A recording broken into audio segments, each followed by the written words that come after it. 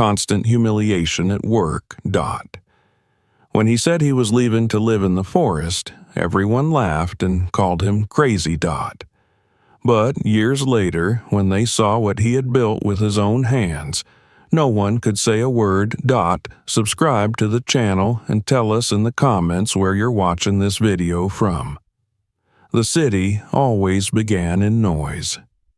It was a constant, suffocating hum, car horns, sirens, conversations that bled into one another like an endless swarm of voices. For years, Marcus had learned to move through it silently, like a man underwater, breathing only enough to survive. He worked as an engineer in a tall glass building that reflected nothing but itself. Every morning, he joined the current of gray suits and tired faces, people moving with such precision that it seemed less like living and more like existing inside a great machine. He had once believed that the city could give him purpose. After all, that was why he came there in the first place, to become something more than the boy from the southern neighborhood, to prove that intelligence and hard work could change everything. But the city had other rules. It didn't care for effort, only for appearance. It rewarded the loudest, the quickest, the ones who could smile without meaning it. And Marcus, with his quiet ways and deliberate movements, never fit into that rhythm. At work, he was competent, dependable, even respected by a few who saw his precision as a rare gift. Yet the others, the majority, saw something else.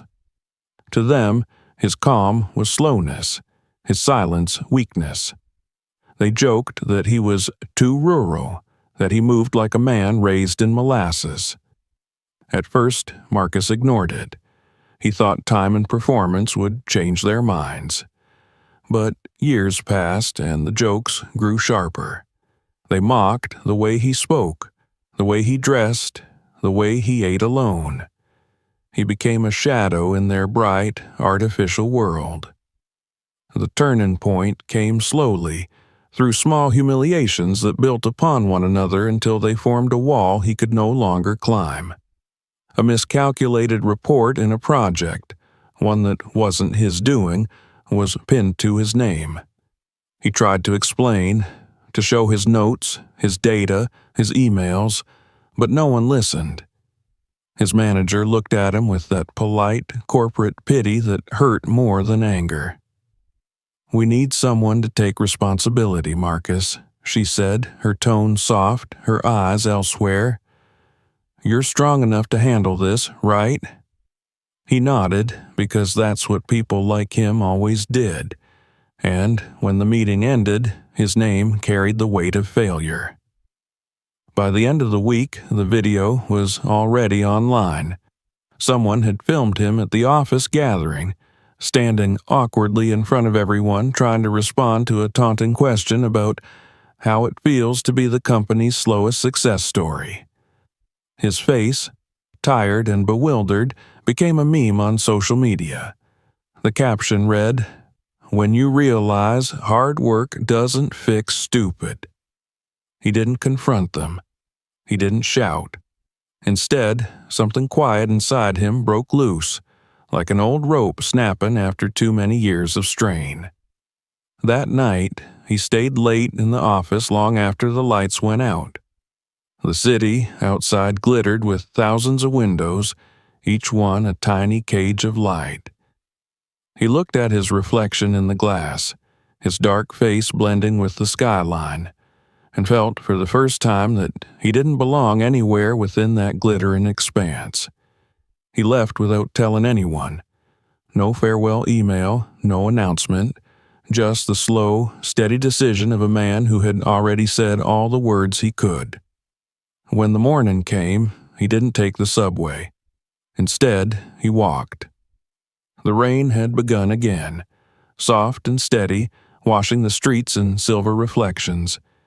He moved past the crowded intersections, past the honking cars and shouting vendors, past the office towers that rose like monuments to exhaustion. The city tried to hold him, its screens flashing, its noise swelling, but he no longer heard it. By midday, he was at the edge of the urban sprawl where the last of the buildings gave way to old industrial grounds and patches of unclaimed land. A train rumbled somewhere far away. He stood there, soaked and shivering, staring at the faint line of trees beyond the highway. They looked impossibly distant, but they were real. The horizon, for the first time in years, wasn't made of glass and steel. It was alive. That night, Marcus packed the essentials into a worn canvas backpack. A change of clothes, his father's old folding knife, a lighter, a notebook and pencil, a small pot for boiling water, a photograph of his parents, taken long before the city swallowed his father's laughter. On his table, he left the keys to his apartment and his ID card, the symbols of everything he was supposed to be. He wrote nothing. No note, no message. There was nothing to explain. He took the late bus north, the one that rattled through smaller towns where neon faded into shadow. The passengers were few. An old woman asleep against the window, a trucker humming under his breath, a boy watching something on his phone.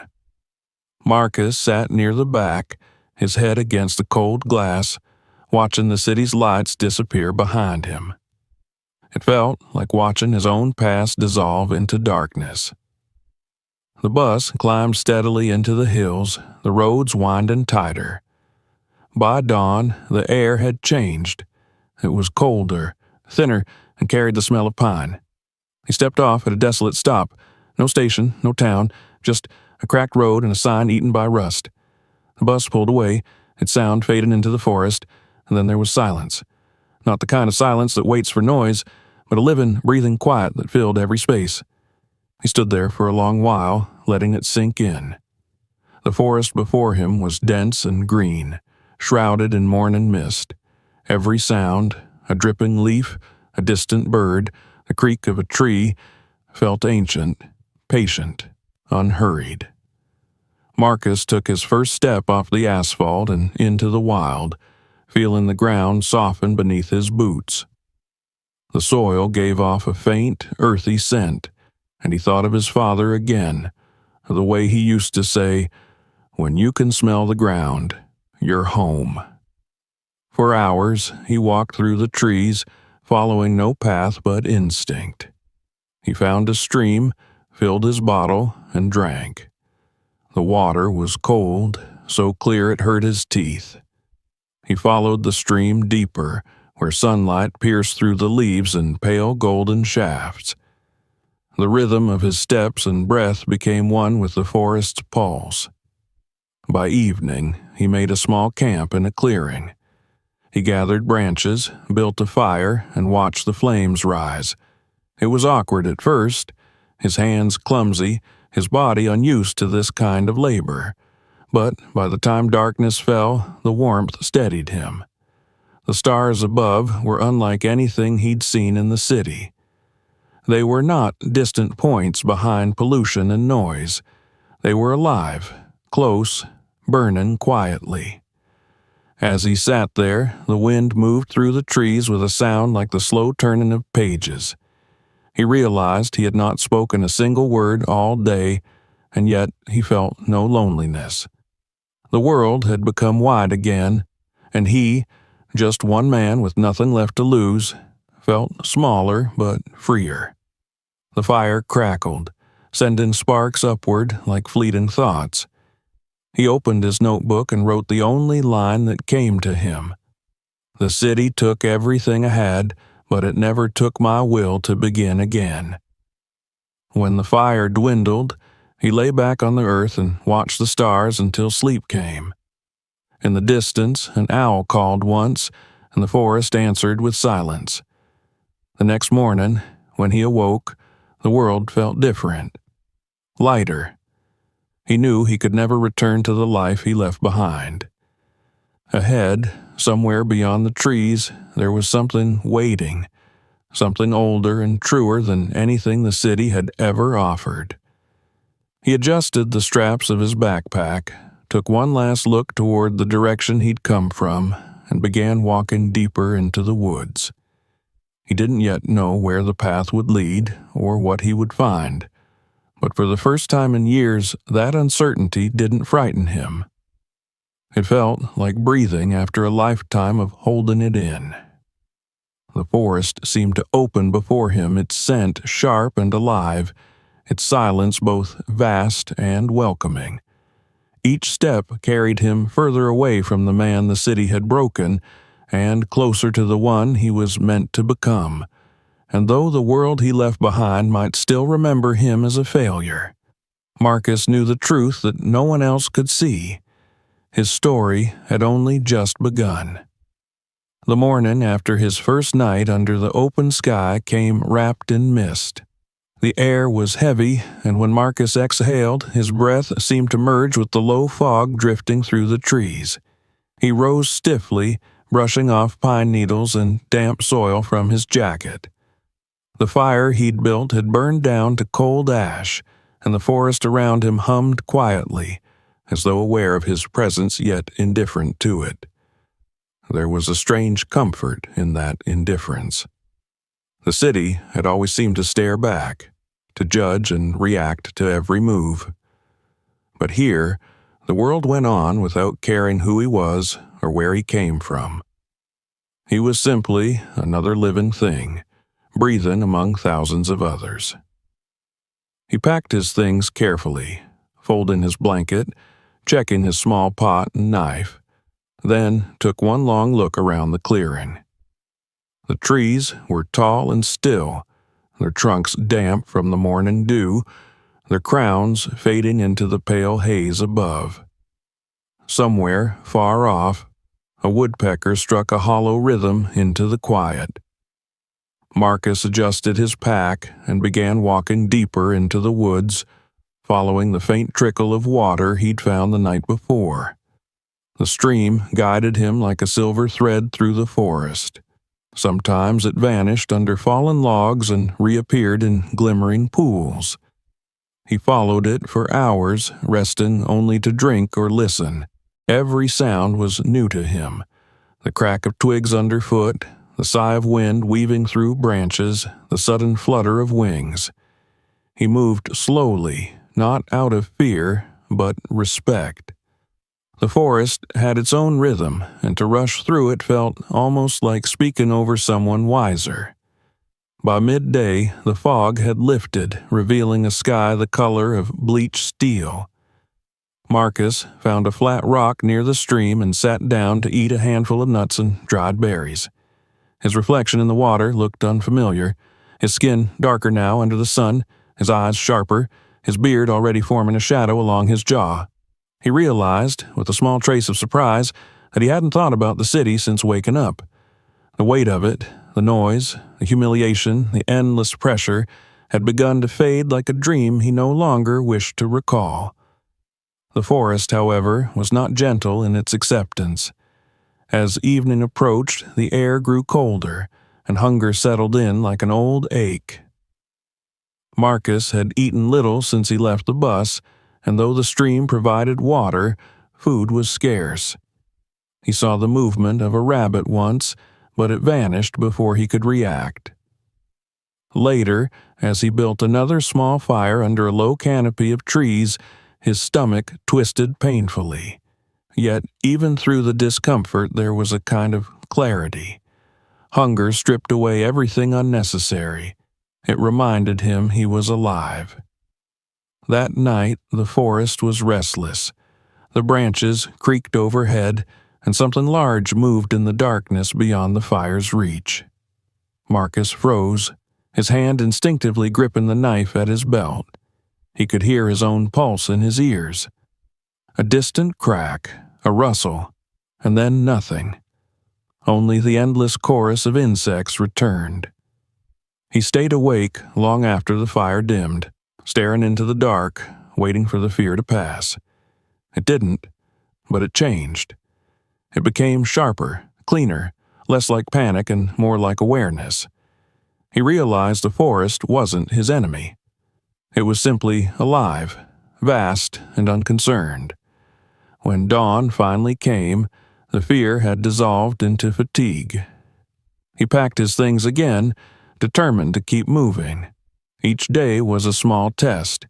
He learned how to find dry wood after rain, how to use the curve of a fallen branch to create shelter, how to follow the sound of running water when his sense of direction faltered. He marked trees with small cuts from his knife so he wouldn't circle back unknowingly. The city had never demanded such attention. Everything there had been mapped, labeled, automated. But out here, every decision mattered. A wrong step could mean being lost for days. As days passed, the forest began to reveal its quiet order.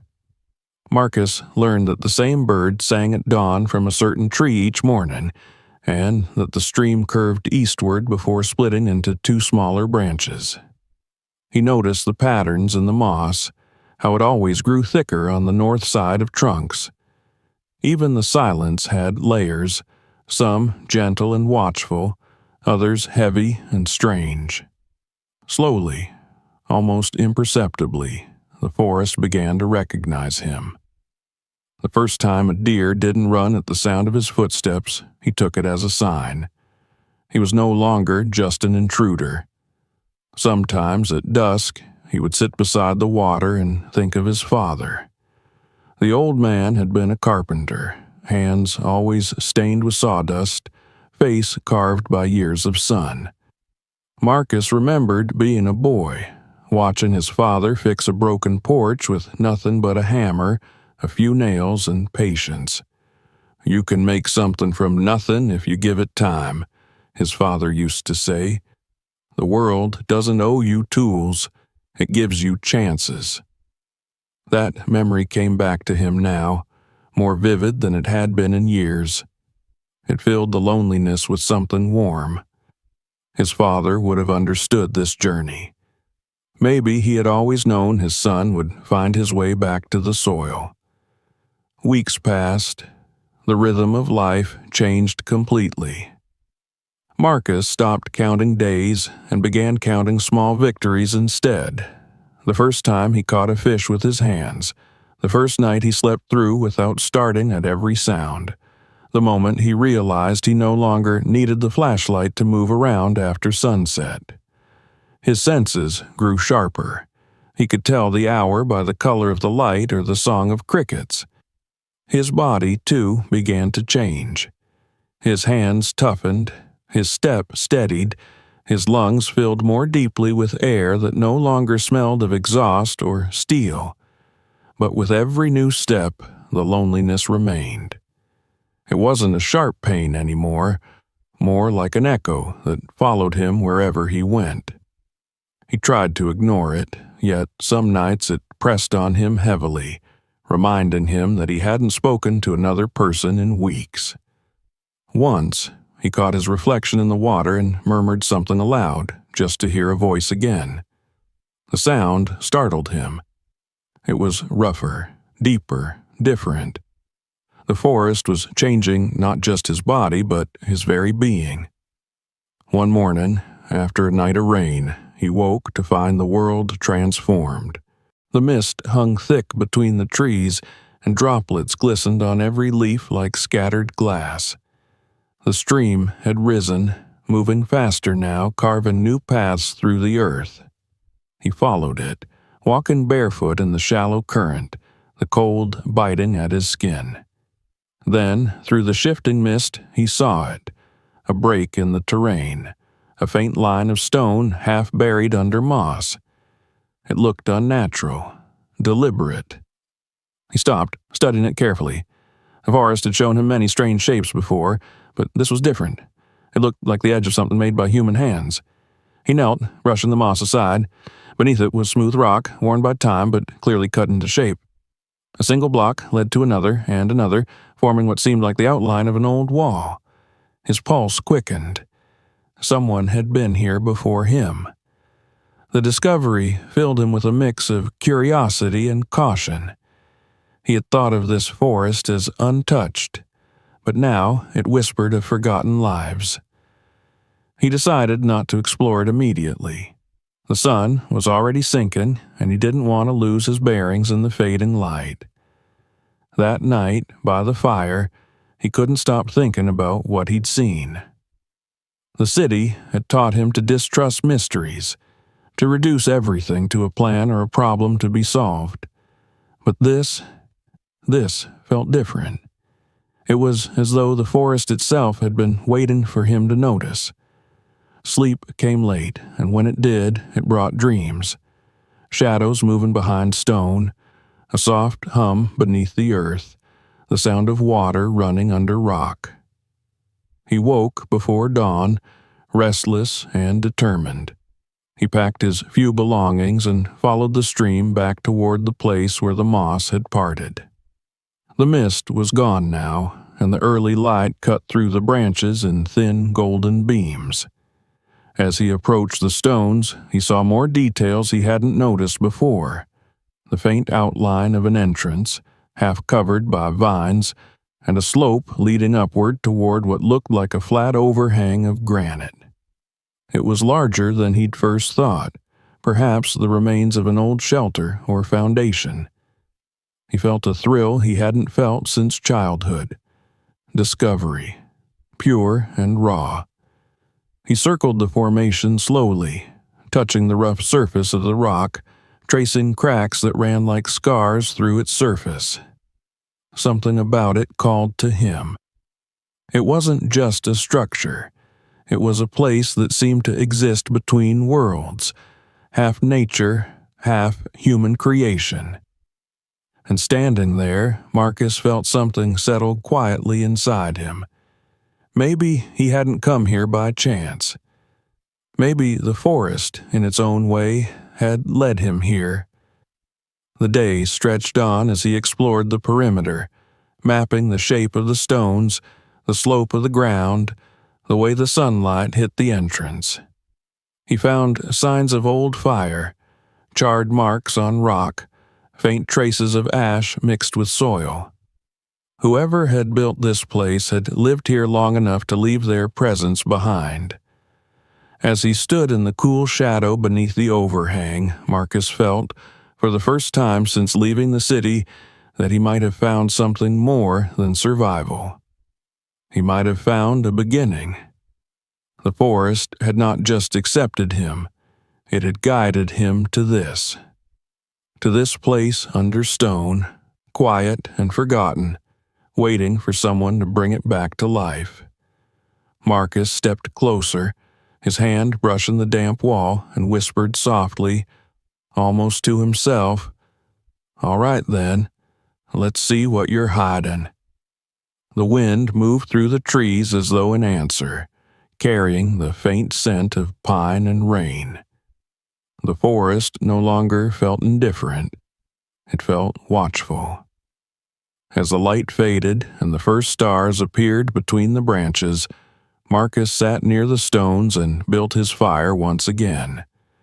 The flames flickered against the rock, throwing golden light across its weathered surface. Tomorrow, he thought, he would see what lay beyond.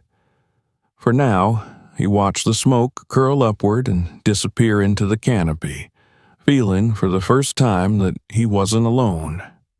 The city was far behind him, and the man who had left it was gone. Ahead waited something unknown, perhaps even dangerous, but alive in a way that the world of steel and glass had never been. Marcus leaned back against the earth, eyes half closed, the fire's warmth on his face. The forest murmured quietly around him. Somewhere within it, the stones beneath the moss seemed to breathe.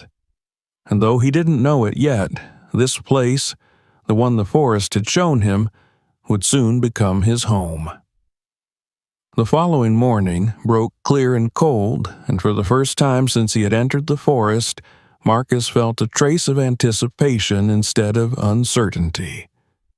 The discovery of the stone formation had given his wandering purpose. He woke before the light fully reached the ground, his breath rising in thin clouds as the forest slowly stirred around him. The fire had burned low in the night, leaving a faint curl of smoke rising from the ashes. He sat for a while in silence, rubbing his palms together for warmth, watching the sun climb higher through the tangled branches. The stream beside him shimmered faintly, reflecting slivers of gold through the mist. After breakfast, nothing more than a few berries and the last of his dried nuts, he set about exploring the structure properly. It was larger than it had appeared in the dim light the day before. The stone overhang stretched far back like the brow of a sleeping giant. Beneath it lay a hollow space framed by thick beams, their surfaces gray and softened by time. Moss hung from them in curtains, and ferns grew from cracks where rainwater dripped down. Yet, for all its decay, the place held an undeniable strength. The stones were carefully placed, not random, and the roof of rock formed a natural shelter that had endured years of storms without collapse. Marcus moved slowly, crouching as he entered the shadowed space. The ground was uneven, covered in leaves and dirt. The air smelled of earth, old wood, and the faint tang of ash. As his eyes adjusted to the dimness, he began to notice details. A few flat stones arranged in a small circle near the back, perhaps once a fire pit, the half-buried remnants of a wooden chair, the outline of what might have been a doorway, now sealed by fallen debris. Every corner whispered of hands that had once built, lived, and left. He felt a strange connection, as if he were intruding not upon emptiness, but upon memory. He stepped carefully, brushing aside dead leaves to see the floor beneath. In places, it was solid wood, still holding together despite years of neglect. His hand ran along one of the walls, the bark long stripped away, revealing pale lines of grain beneath.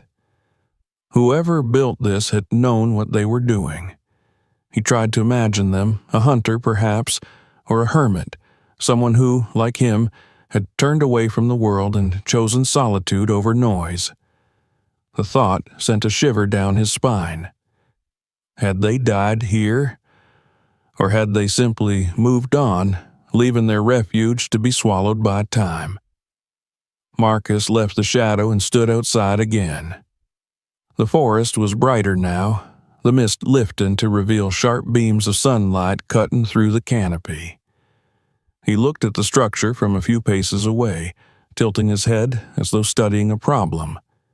He saw the potential in it, the solidity of the stone, the natural protection it offered. This was not just a ruin, it was a foundation. A home could live here again if someone was willing to coax it back to life. And though he hadn't planned for anything so permanent, he knew with quiet certainty that he would stay. He began with small things. The ground inside was uneven and damp, so he cleared it, hauling out fallen branches, scooping away layers of wet leaves, digging shallow trenches to let the water drain. He worked slowly, pacing himself, the sound of his movements blending with the rustle of the forest. The labor felt pure, unpretentious. Each swing of his arm, each heaved stone or shoveled pile of dirt carried with it a rhythm that calmed his mind. By afternoon, his hands were raw, but the floor was clean. Sunlight now reached the far corners of the space through the gaps in the rock. When he rested, he sat on a fallen log near the stream and studied the place again. The overhang looked even more impressive in full daylight, its massive stone surface glinting faintly, its shadow cool and deep. Birds flitted through the open clearing, their songs weaving faintly with the murmur of running water. The forest didn't seem indifferent anymore. It watched him work, it responded, the wind shifting when he wiped his brow, the leaves trembling as though whispering approval. That night, Marcus built a fire near the mouth of the shelter. The flames licked at the edges of the rock above, painting it in warm amber light. He sat close to the fire, his back against the stone, feeling the heat seep into his bones. It was the first time he had truly felt sheltered since leaving the city. The rock pressed behind him like the steady weight of protection, ancient and silent. When he closed his eyes, the memory of traffic and neon lights seemed impossibly distant. In the days that followed, he fell into a rhythm of rebuilding. Morning light would wake him, and after a brief meal, he would set to work repairing the wooden beams. Many had rotted beyond use, but a few were salvageable. He stripped bark from fallen trees nearby, using stones to shape the logs to size. With vines and thin strips of bark, he bound them together, creating a framework strong enough to hold against the wind. His palms bled from the effort, his shoulders ached, but the pain felt clean, honest. The sound of the forest became his constant companion, the whisper of wind, the crackle of fire, the rhythm of his own breath. Occasionally, he would hear a distant animal, a fox padding through underbrush, a hawk's cry echoing between the hills. They no longer startled him. The forest, once so vast and alien, was beginning to feel like something familiar. He built a sleeping platform from branches and layered it with ferns and moss, thick enough to soften the hardness beneath him. Over time, the scent of the moss replaced the smell of damp wood in the air. He made a crude door from interwoven branches to close off the main opening at night, leaving a small gap near the top to let the smoke from his fire escape. When he looked at his work from outside, it struck him that the place no longer looked abandoned. It looked alive again. Yet, even as he worked, questions lingered. Who had built it before him? Why here, under this stone? He sometimes imagined the previous occupant, perhaps a man like himself, tired of the world, who had sought refuge beneath the same sky, who had sat before the same fire, listening to the same stream. He could almost feel that presence at times, not as something haunting, but as quiet company. It was comforting to believe that solitude didn't always mean loneliness, that others had known what he now felt. As the weeks passed, Marcus's world shrank to the boundaries of this clearing. He measured time by the angle of the sun, by the sounds that changed with the hours. The days were long but full, and though his body ached, his mind grew lighter. He began carving small marks into the stone wall, not for counting days, but to remind himself of progress, a ritual of purpose. The city had demanded so much and given nothing. The forest asked nothing and gave peace. Rain came often. When storms swept across the mountains, he sat beneath the rock and listened to the drumming of water on stone. It echoed deep and low, like the heartbeat of the earth itself. He would watch rivulets stream down the edge of the overhang and into the soil, knowing that inside he was dry and safe. Those were the moments he realized what he had truly built, a place not just to survive, but to belong. Food was still scarce, but he learned. He found edible roots, wild mushrooms, and caught fish from the stream using simple traps of woven reeds. He boiled water in his small pot and flavored it with crushed leaves that smelled faintly of mint. Each small discovery felt like triumph, like a secret gift from the land. Sometimes, as dusk fell, he would stand outside the shelter and look at the forest around him. The air would shimmer with the soft hum of insects, and a cool wind would slip between the trees. The world seemed balanced in those hours, suspended between day and night, sound and stillness. He felt then that he was no longer an outsider, but part of something vast and ancient. Once, while clearing brush near the edge of the clearing, Marcus found something buried under the soil. A small piece of metal, half rusted, shaped like the head of a tool or a buckle. He turned it over in his hand, tracing the faint grooves carved into it. It was a reminder that others had been here before him, that this place had held lives beyond his own. He placed the object on a shelf he'd made inside the shelter, beside a smooth river stone and a feather, tokens of the world that had chosen him. The days grew shorter as summer waned. The leaves began to turn, the forest painting itself in shades of gold and rust. Marcus spent longer hours gathering wood, storing food, reinforcing his roof with layers of bark and clay. The air carried a sharper bite now, but he didn't mind. The shelter was solid, the fire strong, his body accustomed to the labor. He no longer thought of the city at all. One night, as he sat by the fire, watching the shadows shift across the walls, he felt an overwhelming sense of calm. The crackle of the flames echoed softly against the stone, and the air smelled of pine and smoke.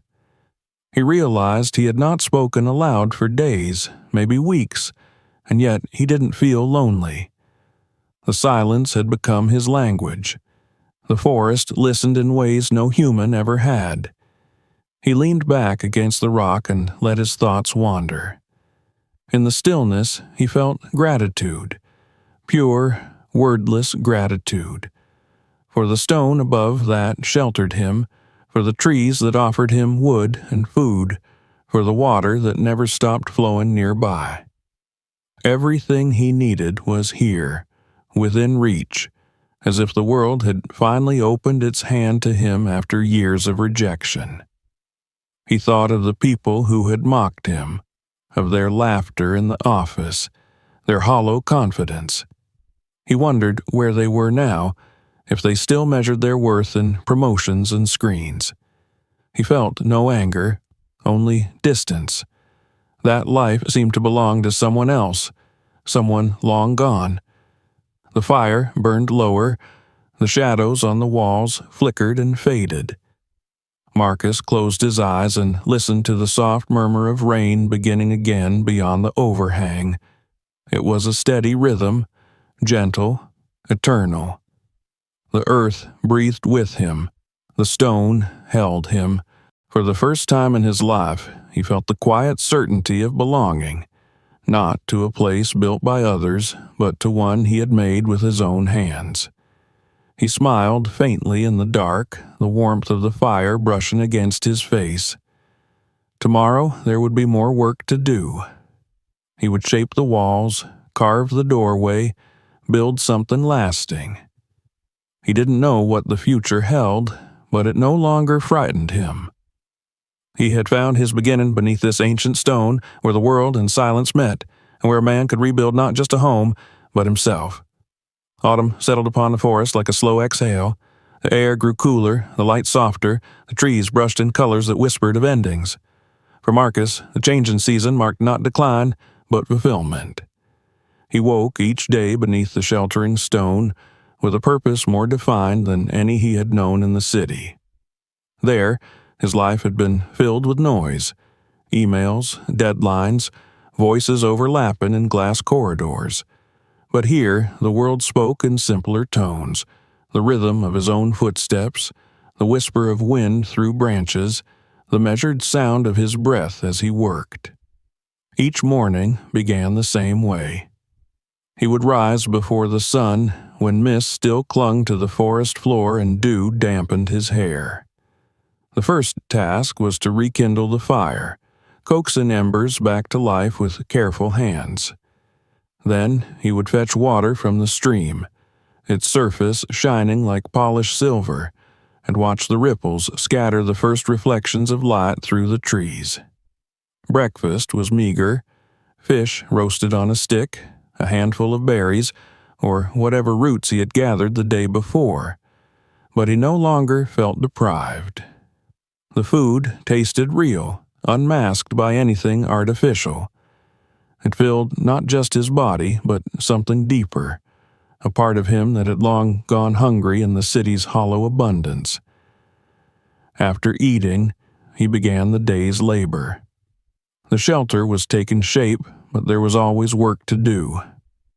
He reinforced the walls with thicker logs, pressing clay and moss into the gaps to seal the wind. He mixed the clay with his bare hands, feeling the cool grit between his fingers, the scent of soil rich and alive.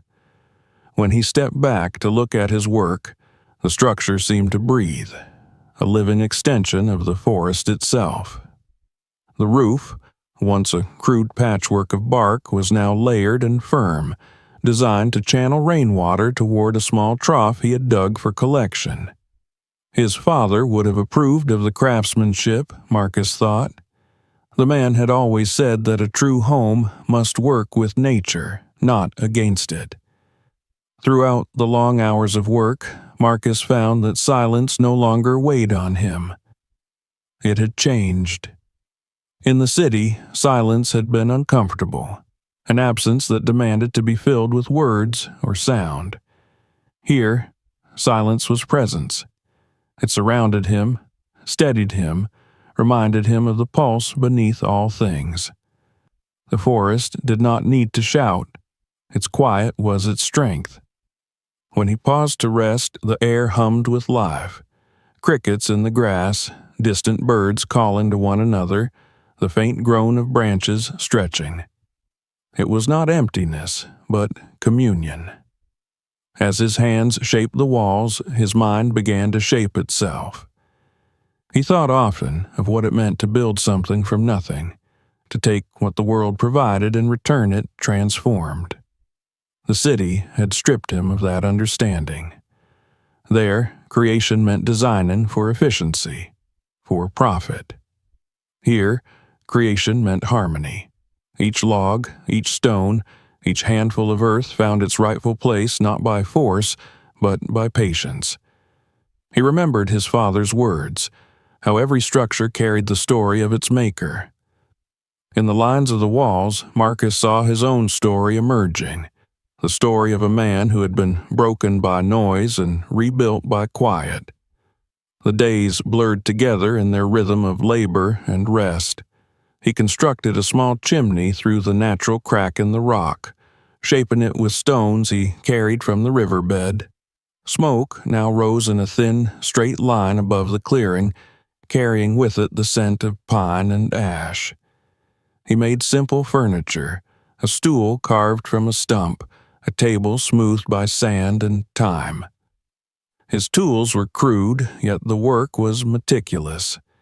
Each stroke of the knife, each turn of the wrist, carried a patience that could not be learned in the rush of modern life.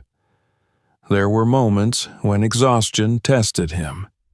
His palms blistered, his shoulders ached, and sometimes hunger gnawed through the calm. During storms, the forest turned violent. Rain beat against the rock in unrelenting waves, and wind howled like a living thing. On those nights, Marcus sat close to the fire, listening to the world rage outside while he remained untouched within. The storm was no longer something to fear. It was a reminder of the shelter he had made, of his own resilience. Each time the tempest passed, and dawn broke across the dripping leaves, he would step outside, stretch his arms toward the cold light, and whisper a simple word of thanks, to the forest, to the stone, to whatever had led him here. Gradually, his dwelling became a home. He decorated its interior with what the forest offered. Bundles of dried herbs hung from the ceiling, filling the air with the faint scent of wild mint and sage. Smooth stones lined the edges of his hearth. He carved shallow bowls from knotty wood, polished them with sand until they gleamed. At night, when he lay on his moss-covered bed, the flickering fire painted shifting patterns on the walls, like ancient runes. Sometimes he imagined the previous inhabitant of this place watching over him, nodding silently in approval. As the forest deepened into late autumn, he found new ways to sustain himself. He built traps for small game, though he used them rarely, preferring to gather when he could. He studied the habits of animals, learning from the trails they left in the mud. The stream became his lifeline, its gentle murmur constant even when the nights turned cold. He fashioned a rudimentary shelf near the water to dry fish, using branches bent over the fire's smoke. Slowly, the habits of survival became habits of living, and with this came reflection. While working one afternoon, splitting logs under the open sky, Marcus realized he no longer thought of time as he once did. There were no clocks here, no schedules or deadlines. The forest moved by its own calendar, and he followed it instinctively. He rose with the sun and rested when the shadows grew long. Sometimes the days seemed endless. Other times they vanished like breath on glass.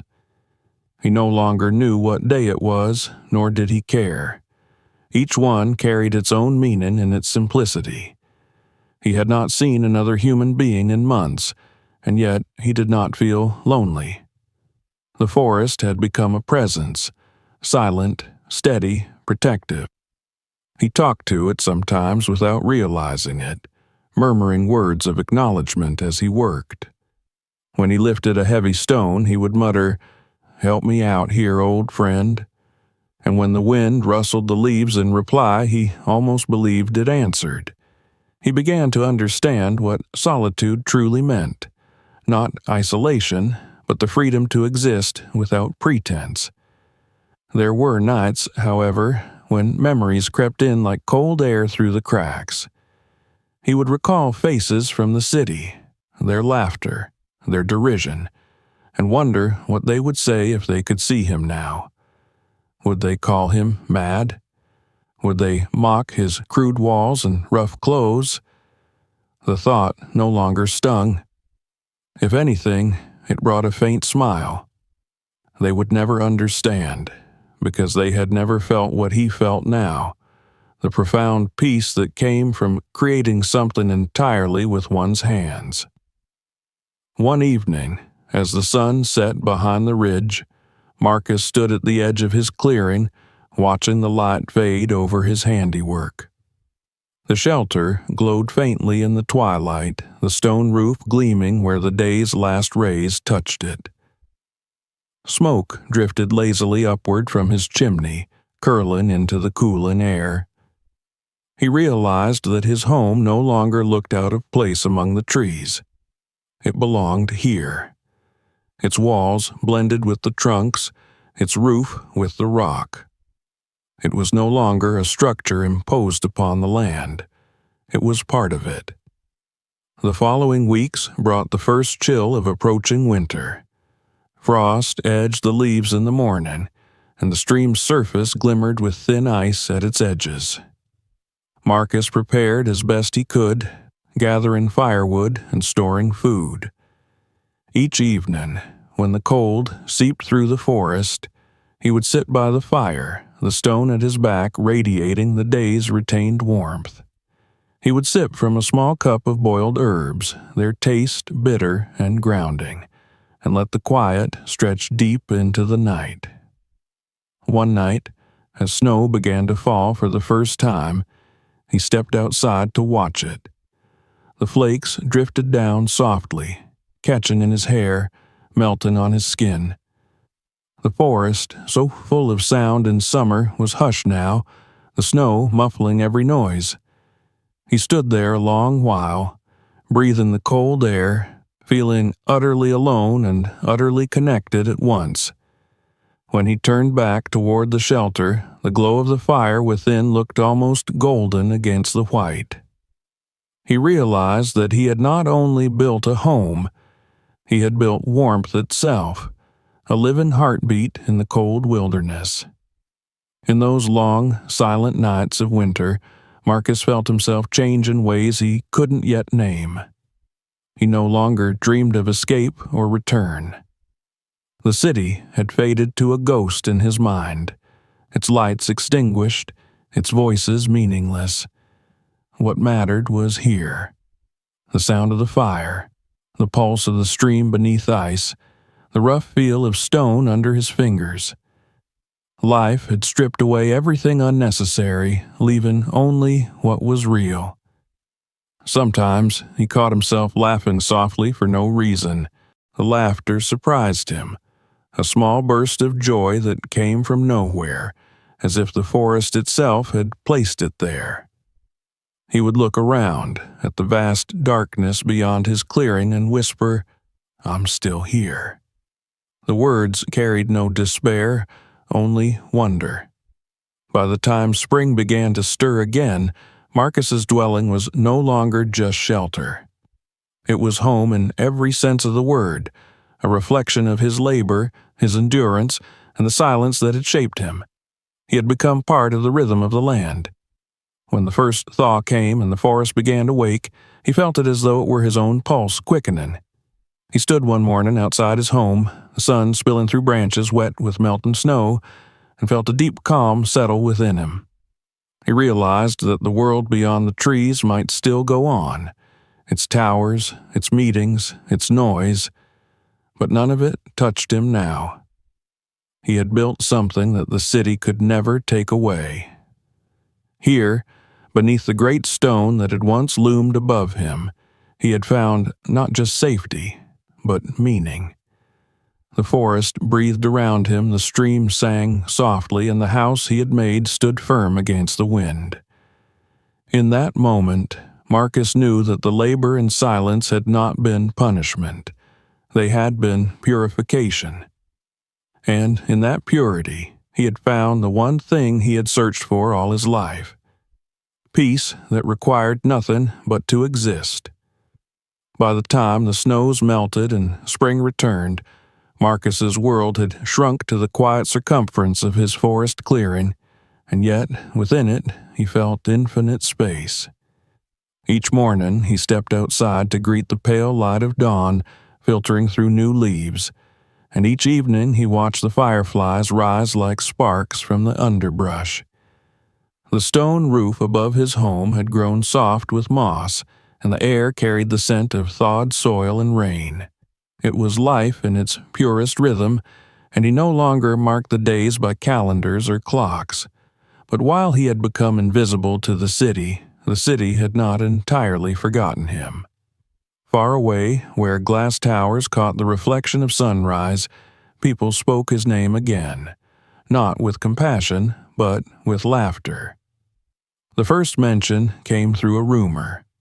Someone from his former office, recalling the weird engineer who quit to live in the woods, posted a photo from a company archive, a picture of Marcus at a holiday event, standing off to the side while others laughed and drank. The caption was mocking. "Still out there building his treehouse, I bet."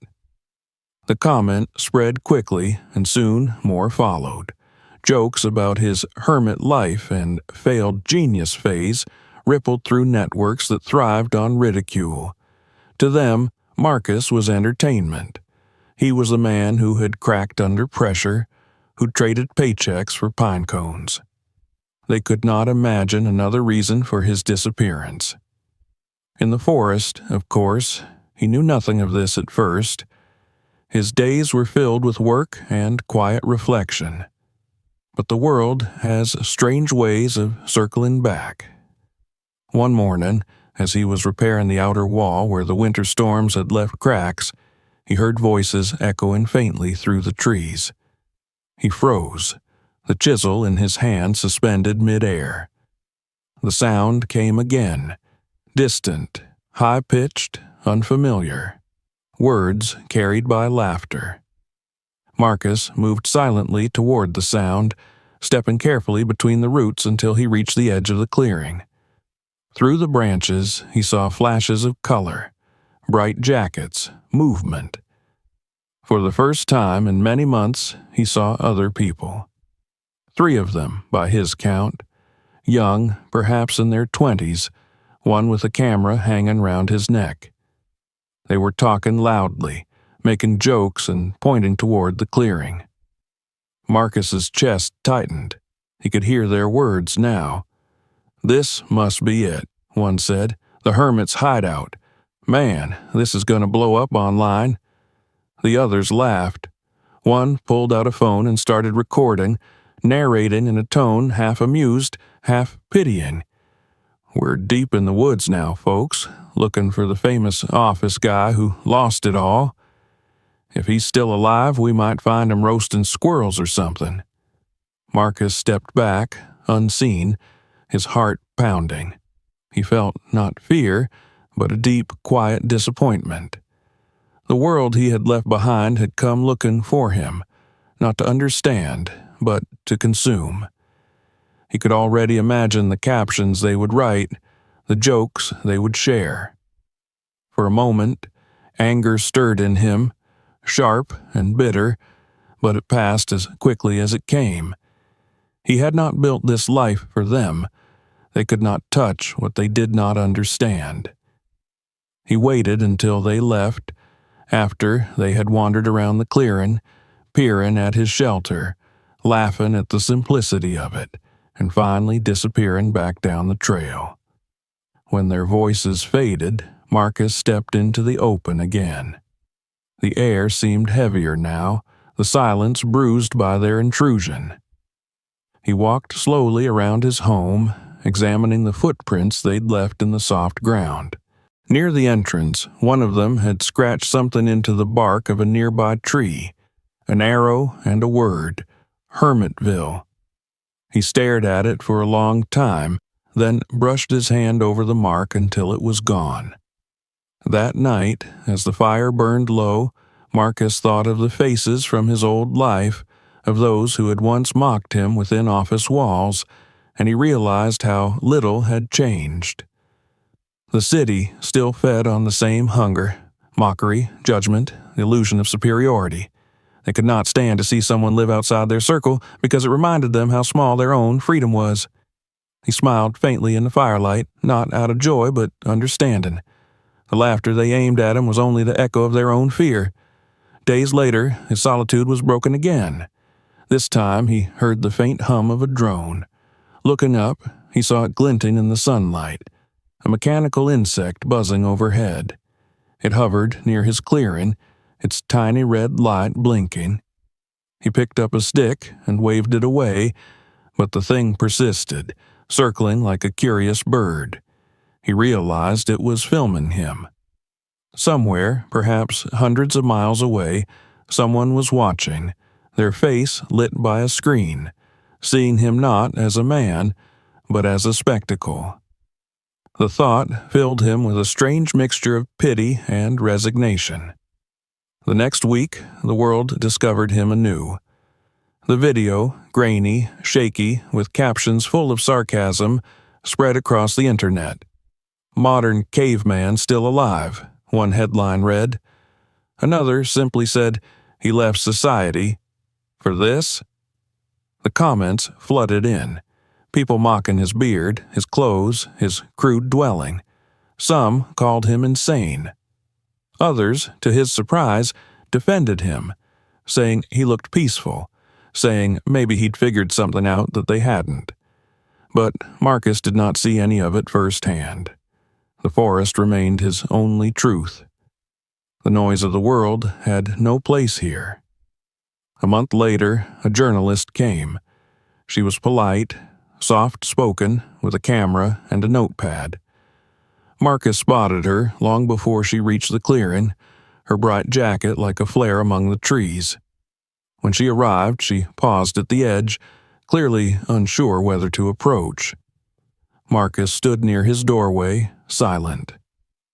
"I'm sorry," she said finally, her voice hesitant. "I wanted to talk to you. People are interested in your story." He studied her for a long moment. Her eyes held no mockery, only curiosity, perhaps even admiration. Still, he felt no desire to speak. "There is no story," he said quietly. His voice sounded rough to his own ears. "Only a man who wanted peace." She lowered her camera. "But you've become something of a symbol. People see what you're doing as a statement." "It isn't," he replied. "I didn't come here to make a point." He turned slightly, glancing toward the stone roof that arched above them. "I came here because I couldn't breathe where I was." The journalist looked around, the handcrafted furniture, the walls of bark and clay, the moss creeping gently up the stone. "You built all this yourself?" "Yes." "Do you miss anything? From before?" Marcus thought for a long moment, then shook his head. "Only silence," he said. "It's the one thing I never had there." She didn't press him further. After a few minutes, she thanked him, left a small packet of tea near his doorstep, and departed the way she came. He never saw her again. But weeks later, her article appeared online accompanied by photographs that captured his dwelling bathed in afternoon light. The headline read, "The Engineer Who Chose Silence." Unlike the others, her words were kind. She wrote of his solitude, his craftsmanship, his refusal to speak ill of anyone. The article spread quietly at first, then widely, and for a moment the laughter ceased.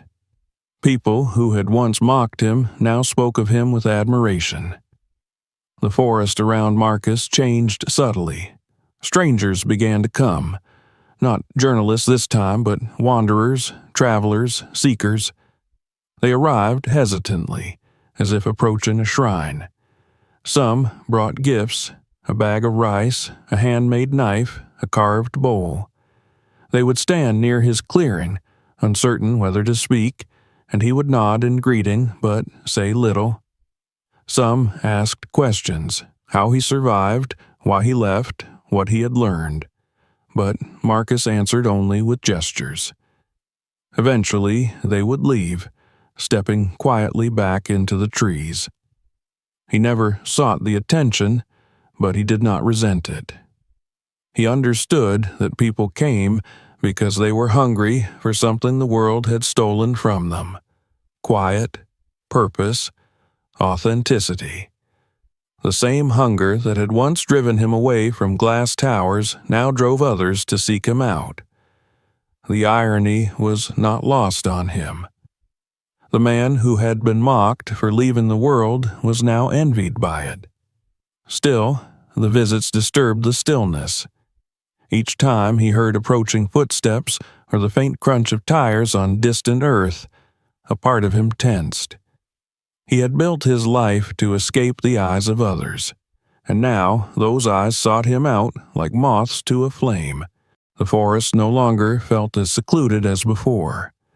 The animals grew wary again, and the sound of human voices drifted through the trees more often than the calls of birds.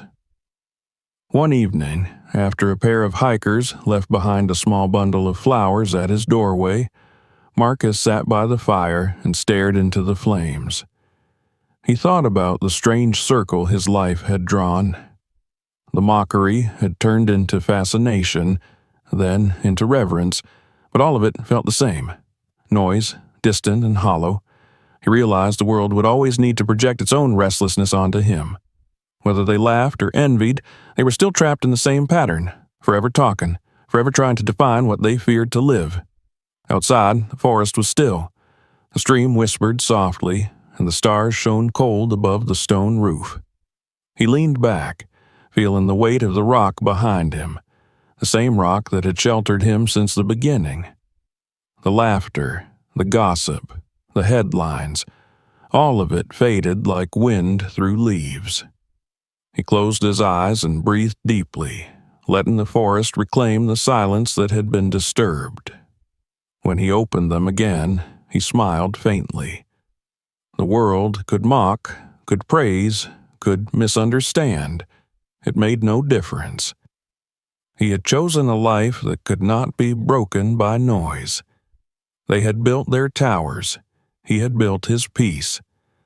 And as the night deepened and the firelight danced against the stone, Marcus knew that the forest would always take back what was its own, including him. By the time summer came again, the forest had fully claimed Marcus as one of its own. His hands had grown rough as bark, his beard streaked with gray, his skin darkened by sun and soil. He moved through the clearing with quiet assurance, no longer a visitor but a resident of the wild. The stone shelter under which he lived had become an extension of himself, each wall, each beam, each mark of his hands telling the story of his transformation. But as the forest embraced him, the world beyond its borders began to press closer once more, drawn by the echo of the story that had spread far beyond what he could imagine. At first, he noticed it in small ways. The sound of distant engines on the old logging road, the faint smell of gasoline on the wind, a crumpled energy drink can half buried in the soil near the stream. He found it strange that such signs of the city could reach him here, deep in the wilderness that had once felt untouched. But the world had grown curious, restless, and though he had withdrawn from it, it had not forgotten him. One morning, as the mist lifted and the forest glowed with the first light, Marcus heard a new sound, a low, mechanical hum, steady and deliberate. He looked up from his work and saw the helicopter cresting the horizon. It moved slowly above the trees, searching. For a moment, he froze, then stepped back into the shadow beneath the stone. The machine circled once, twice, its blades stirring the canopy into motion, and then it drifted away. The noise faded, replaced again by birdsong, but something in him shifted. The sky no longer felt like a boundary of peace. It had become a reminder that the outside world was watching. A few days later, the visitors returned. Not the curious hikers or the reverent wanderers of the previous year, but something more organized. They came on foot, 6 of them, dressed in hiking gear that looked too new, too deliberate. One carried a camera on a shoulder rig, another a microphone. A man in a crisp shirt walked ahead, speaking in the loud, confident tone Marcus remembered from his old life, the tone of someone used to being heard. "Mr. Allen," the man called out, his voice cutting through the quiet like a blade. "We just want to talk. We're with Global News. We're doing a follow-up about your story." Marcus stayed still in the shadows, watching them from behind a tree. He could see the glint of sunlight off their lenses, the restless movement of their hands, the impatience in their stance. They were hunting a moment, not a man. "It's amazing," one of them whispered. "He really lives out here, alone. It's like something out of a film." They took photographs, moving around the clearing, their boots trampling over wildflowers and the soft moss he'd grown to love. The camera captured his shelter, the stream, the tools he'd made. The reporter stood at the center of it all, gesturing as he spoke into the lens. "Behind me is the home of Marcus Allen, the man who turned his back on modern life. He's been here for over 2 years now, surviving entirely off the land. What drives a person to abandon society? What truth has he found in solitude?" Marcus felt a flicker of anger rise in him, sharp and unfamiliar. They spoke of him as if he were already gone, a relic, a curiosity. He wanted to shout, to tell them to leave, to remind them that they were intruding on something sacred. But another part of him, older, quieter, held him still.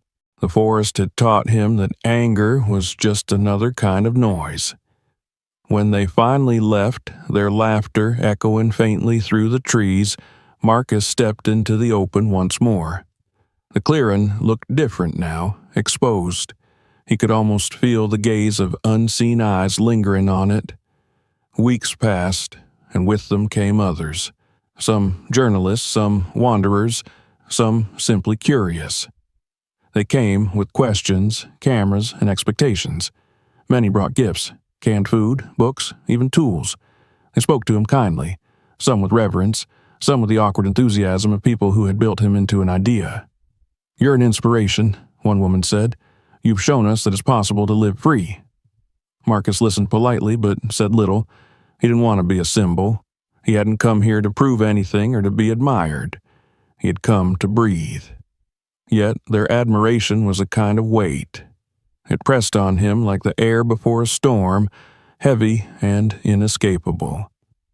One afternoon, a man appeared who wasn't like the others. He wore a faded jacket, his hair unkempt, his eyes tired. He carried no camera, no gifts. He stood at the edge of the clearing for a long time before speaking. "You don't remember me, do you?" he asked. Marcus studied him, then shook his head. The man smiled faintly. "We worked together before you left. I was in logistics. You probably never noticed me." Marcus nodded slowly. "That was a long time ago." The man's gaze moved around the clearing, lingering on the stone roof, the fire pit, the simplicity of it all. "They talk about you back there," he said. "Some still laugh. Most don't. They envy you, I think. They wonder how you did it. Just walked away." "I didn't walk away," Marcus said quietly. "I walked towards something." The man looked at him, his expression thoughtful. "You know, I thought about it too. Leaving, starting over. But I couldn't. I have kids, a mortgage, the usual chains." He chuckled softly, though his laughter carried no joy. "You were the only one who actually had the courage." Marcus said nothing. The man stayed for a while longer, then left without saying goodbye. When his footsteps faded, Marcus felt an ache he hadn't known in a long time, a reminder of the world he'd once been part of and of the people still trapped inside it. That night, as he sat by the fire, he realized something had changed. The forest was no longer the same sanctuary it had been. It was still beautiful, still alive, but now it felt fragile, almost watched. The hum of the world beyond the trees had crept closer, infiltrating the edges of his solitude. He could feel it in the way the birds startled more easily, in the way the air seemed to carry echoes of voices. Then, one morning, he found a path. A new one, faint but unmistakable. Someone had cut through the underbrush, leaving footprints and broken branches behind. He followed it for a while, heart heavy. It led toward the main road miles away, toward civilization. For the first time since he had built his home, Marcus considered leaving, not to return to the life he had abandoned, but to move deeper still, beyond the reach of curiosity and fame. The forest was vast. There would be other places, quieter ones, but as he stood at the edge of the clearing, the stone roof behind him glowing in the morning sun, he hesitated. This place had been his salvation. Could he really leave it behind? The answer came slowly, as answers in the forest often did. He realized that running again would change nothing. The world would always find him because it no longer saw him as a man, but as an idea. What he had built here was not just a shelter. It was a mirror, reflecting the hunger of those who came looking for meaning. To abandon it now would be to surrender to that hunger. So instead, he chose stillness. As summer deepened, the visits dwindled. The world, as it always did, moved on to new distractions.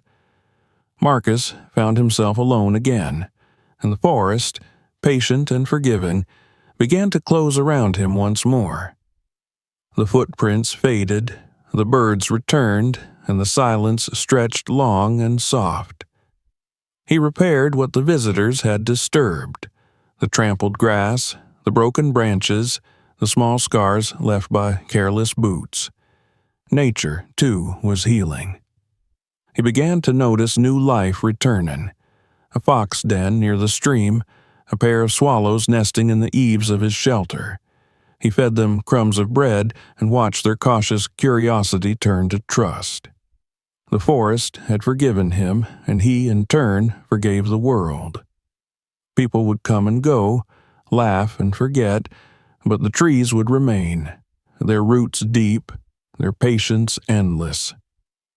Sometimes he would think about those who had visited, the journalist, the wanderers, even the former colleague. Each had carried their own story, their own burdens. Perhaps the forest had called them too, in its quiet way. Perhaps that was the true reason anyone came here, not to find him, but to hear what the silence had to say. As the days grew shorter again, Marcus found peace in knowing that the world had returned, and that it no longer mattered. He had nothing to defend, nothing to prove. His home under the stone would stand, whether people spoke his name or forgot it. The forest had accepted him once, and now it accepted his quiet among the echoes of human noise. On the last night of summer, he sat by the fire and watched the sky turn from gold to indigo. The air was still, the world utterly calm. In the faint light, his reflection shimmered on the surface of the stream, older, steadier, softened by years of solitude. He thought of how far he had come, from the noise of the city to this stillness, and realized that the world's return had changed nothing essential. The forest had always been his teacher, and its lesson was simple. Peace is not a place you find, but a choice you make. He looked towards the stone roof, now glowing faintly under the stars, and smiled. Whatever the world chose to remember of him, hermit, fool, prophet, was beyond his concern. The forest knew his truth, and that was enough. The night deepened, and as the fire burned low, Marcus closed his eyes. The wind moved gently through the trees, carrying with it the faint, forgiving whisper of the world he had left behind. Winter came softly that year, carried not by sudden storms, but by the slow settling of frost upon leaves and stone. Marcus had lived beneath the great overhang of rock long enough that the seasons no longer felt like interruptions but like deep breaths taken by the same living world that now surrounded him. Each shift in the air, each new scent of pine or snow, told him what to expect. He knew where the foxes would travel in the cold months, where the deer would pause at dusk, where the stream would freeze first, and where it would still run under thin ice. There was a rhythm to it all, a quiet order, and Marcus had become part of that rhythm. His days no longer followed the logic of calendars, but of light and silence. When the first snow fell, he sat outside his shelter and watched the flakes drift slowly through the still air, landing soundlessly on the roof of his home, on the stones, on his roughened hands. They melted there, leaving tiny drops that sparkled in the faint sunlight. He thought of the first winter he had spent in the forest, how cold and uncertain it had been, and how different he was now. The man who had once stumbled into these woods searching for escape had long since disappeared. What remained was someone else entirely, someone quieter, older in spirit, not broken but transformed. His home had grown in those years without plan or design, shaped by need and instinct. Moss and ivy now climbed the lower walls, binding the shelter to the earth so that it seemed to have grown there rather than been built. The small chimney, once crude and uneven, now stood straight and dark against the pale sky. Smoke rose gently from it most evenings, curling into the air like the breath of the forest itself. Inside, Marcus had carved patterns into the wooden beams. Spirals, leaves, the outlines of animals he had come to recognize as neighbors. They were not decoration so much as conversation, a way to mark his place among things that had no words. He spent the short days working quietly, repairing what winter threatened to undo. He gathered fallen branches, split logs, sealed cracks with resin, and prepared stores of food. The forest provided enough, though never more than that. He had learned to read its generosity. When the stream froze, he cut through the ice carefully, taking only the water he needed. When animals left tracks near his clearing, he studied them, ensuring he never frightened them away. Over time, the creatures had grown accustomed to him. Birds landed near his fire. A squirrel often darted inside the doorway to steal crumbs from his table. Once, he woke to find a deer standing at the edge of the clearing, watching him with calm curiosity before vanishing into the mist. He had stopped seeing them as visitors and more as companions in a shared solitude. At night, when the fire burned low, he would sit in the doorway and look up at the stars. Their constellations had become familiar now, each one a reminder of how vast the silence truly was. Sometimes he spoke to them softly, not in prayer, but in gratitude. There was no loneliness in those conversations. He felt the forest around him listening, and he listened in return. The wind moving through the trees was a kind of speech, the crack of ice in the stream a punctuation. The earth had a language of its own, one that only patience could teach. The world beyond the forest had faded like an old dream, yet sometimes fragments of it drifted back to him. On clear nights, he could see a faint glow far to the south, distant lights from towns or highways. They no longer stirred longing in him. They were like memories seen from underwater, blurred and unreachable. He wondered if anyone still spoke his name, or if the story of the man in the woods had finally been replaced by other stories, newer distractions. The thought did not trouble him. He had learned that all things are forgotten in time, and that forgetting was a kind of mercy. Yet, despite his solitude, Marcus was not untouched by the world. Now and then, travelers still passed through, drawn by old rumors, though far fewer than before. They came quietly, respectful of the place they had heard about. Some brought small gifts, a knife, a woven blanket, a packet of seeds. He accepted these not as offerings, but as gestures of kinship. They would stay a while, sit by his fire, and speak of their own lives, of the cities they wished to leave, of the exhaustion that had driven them to search for peace. Marcus listened, rarely interrupting, his gaze steady, his hands resting on his knees. When they asked him what wisdom he had found, he would shake his head and say only, "Silence is enough." It was not advice, it was truth. They often left in tears, though he had said so little. He understood then that what people sought was not his story, but the permission to be still. The forest did the teaching, not him. He was merely a witness.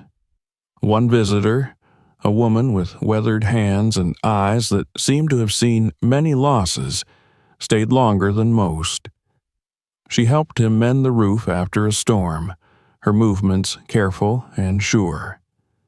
For days they worked without many words, communicating through gesture and rhythm. When the repairs were done, she sat with him by the fire. "I used to be a nurse," she said. "I spent years keeping people alive who were ready to go. I thought I was doing good, but now I'm not sure. Maybe we all fight too hard against what's natural." Marcus looked at her, the firelight flickering across her face, and said quietly, "The forest doesn't fight the seasons, it just changes." She nodded, and that night she wept softly while he listened to the rain outside. When morning came, she thanked him and left without saying goodbye. He never saw her again, but weeks later he found a bundle of wildflowers tied to the edge of his door. Time slipped by as it always did, without warning, without haste.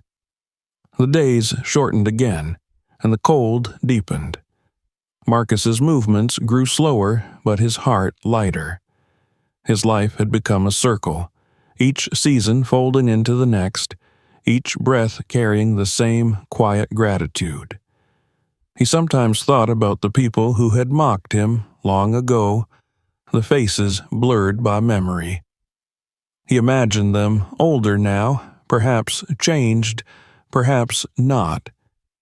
He wondered if any of them had ever stepped outside their towers to listen to the wind, if any had discovered that peace was not something to be achieved, but something to allow. The thought no longer carried bitterness.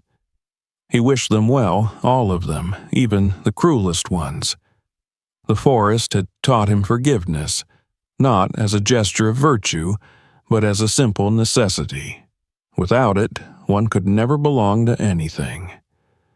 One morning, after a night of heavy snow, Marcus woke to find the world white and silent, the air sharp with cold. The stream had frozen completely, and the forest seemed asleep under its blanket of frost. He stepped outside, the snow crunching softly under his boots, and looked around. His breath rose in clouds, mingling with the smoke that curled from his chimney. He felt no urgency to move, no worry about what the day would bring. Everything was as it should be. He stood there for a long time, listening to the faint groan of trees bending under the weight of ice. The silence was perfect. Later that day, as the sun dipped low, he lit a new fire. The flames reflected off the walls, painting them in gold and shadow. He ate a small meal, then took from a shelf the few objects he had kept through all these years. The photograph of his parents, the old folding knife his father had once given him, and the smooth river stone he had found when he first built this home. He laid them on the table, touching each in turn, and felt the threads of his life come together. The city, the departure, the years of solitude, all woven into one unbroken pattern. Nothing had been lost. Everything had simply changed form. When the fire burned low, he stepped outside once more. The sky above was vast and filled with stars, brighter than he had ever seen them. The forest stretched endlessly in every direction, dark and full of life unseen. Marcus felt a stillness settle over him, deep and complete. He realized then that he no longer thought of the forest as a place apart from himself. It was not his home. It was him. The same air that moved through the trees moved through his lungs. The same earth that rooted the great oaks lay beneath his feet, and would one day take him too. He was not separate from any of it. He sat on a fallen log, looking at the small circle of light cast by his fire. The warmth touched his face, and behind him the forest breathed, slow and eternal. He felt no need for words, no desire for memory or legacy. The man who had once fled humiliation and noise had found something beyond pride, beyond even peace. He had found belonging.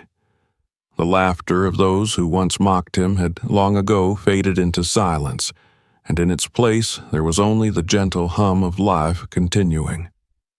As night deepened, he closed his eyes and listened. The forest whispered softly around him, its voice indistinguishable from his own heartbeat. He smiled, knowing that this unity, the quiet joining of man and world, was all he had ever sought. When the wind rose and brushed against his face, he did not shiver. It felt like a greeting. And when dawn came, spilling its pale light across the stone and the snow, Marcus was still there, seated before the fire, his expression calm, his hands resting easily in his lap. The forest stood silent around him, eternal and awake.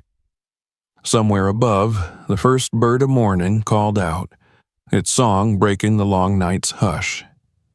The sound drifted through the trees, touched the old stone, and lingered in the air before dissolving into the endless quiet that Marcus had made his home. If this story moved you, make sure to hit subscribe. More true, powerful stories are coming soon. Don't miss what happens next. Share this video with someone who needs to hear it, and keep watching.